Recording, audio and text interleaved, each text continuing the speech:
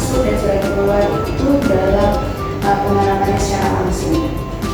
Oke, sebelumnya yang pertama, konstruktivisme adalah teori belajar yang menyatakan bahwa siswa tidak hanya menerima materi dari guru, tapi membangun pengetahuannya sendiri melalui pengalaman, diskusi, analisis, dan pemecahan masalah.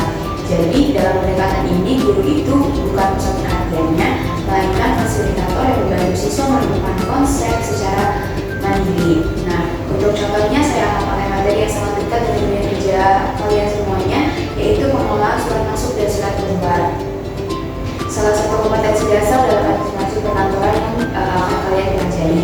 Nah, kita akan lihat bagaimana pengetahuan itu muncul dari pengalaman dan pemikiran siswa sendiri. Oke, langsung saja kita lihat prosesnya ya.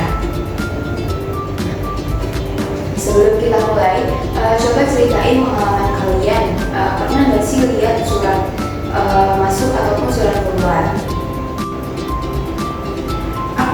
Aku pernah ke PKL membuat format surat masuknya. Aku juga pernah Kak, waktu kelas 10 pernah belajar. Oke, benar semuanya. Jadi itu pengalaman kalian yang akan menjadi fondasi belajar kita pada hari ini. Nah, jadi bukan aku yang menentukan apa yang kalian tahu, melainkan kalian sendiri yang akan mulai apa yang pernah kalian lihat, rasakan, dan juga lakukan. Oke, sekarang coba kalian bayangin kalian lagi bekerja sebagai staf administrasi dan tiba-tiba ada surat masuk dari perusahaan mitra. Nah, tapi di saat yang sama kalian juga harus nyiapin nih surat balasan untuk pimpinan. Nah, kira-kira langkah pertama apa yang akan kalian lakukan? Menurut aku yang pertama itu kita mastiin dulu nomor suratnya, terus dicatat. Yaitu kita juga lihat isi singkatnya biar tahu surat itu termasuk kategori penting atau enggak. Nah, benar banget, dimana kalian juga itu sebenarnya sudah punya gambaran alurnya ya dari proses surat masuk dan surat keluar tadi. Nah, sekarang kita bakal nyusun alurnya supaya sesuai dengan standar perusahaan. Aku mau nanya, menurut kalian bagian mana sih yang menentukan apakah surat itu formal atau enggak? Ada yang tahu? Bagian-bagian surat formal itu harus menyangkut struktur surat yang lengkap. Biasanya dimulai dari daftar surat, nomor, lampiran, perihal, salam pembuka, isi, salam penutup, sampai tanda tangan. Dan biasanya juga di bawahnya itu ada surat penulisannya.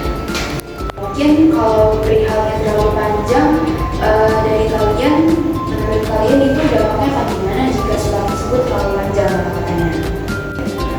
Kalau terlalu panjang itu kata-kata itu jadi bertele-tele dan juga nggak efektif karena ada itu nggak langsung bunyinya.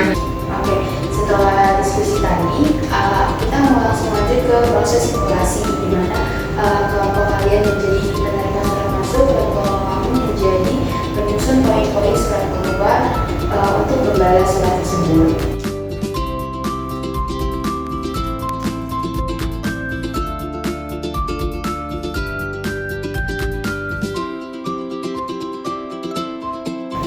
Oke, setelah praktek simulasi kalian tadi sudah selesai, di sini aku mau nanya kira-kira informasi apa yang wajib ada di surat keluar. Ada yang tahu dan ada yang bisa menjelaskan? Ternyata nomor surat itu paling penting. Selain buat surat itu secara urut, nomor surat juga itu dibuat supaya lebih mudah dicari ketika dibutuhkan. Nah, kalian itu tadi kan udah menemukan sendiri ya. Itulah inti konstruktivisme, di mana konstruktivisme ini menentukan makna dan juga bukan sekedar menghafal aja. Nah, untuk memperkuat pengetahuan kalian, aku punya video terkait alur untuk surat masuk dan juga surat keluar. Nah, jadi mohon untuk diperhatikan dengan baik ya teman-teman.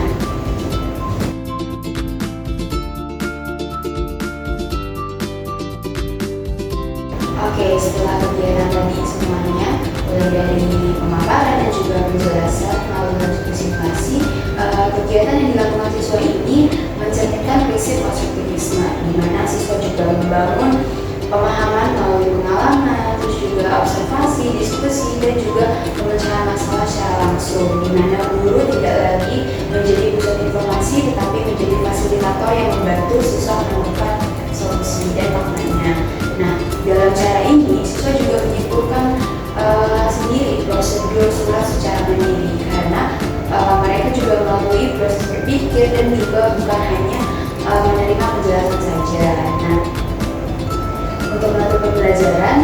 mungkin dari teman-teman semuanya ada yang bisa nyebutin nggak sih 3 hal terpenting yang kalian pelajari hari ini terkait surat maksud dan juga surat tujuan?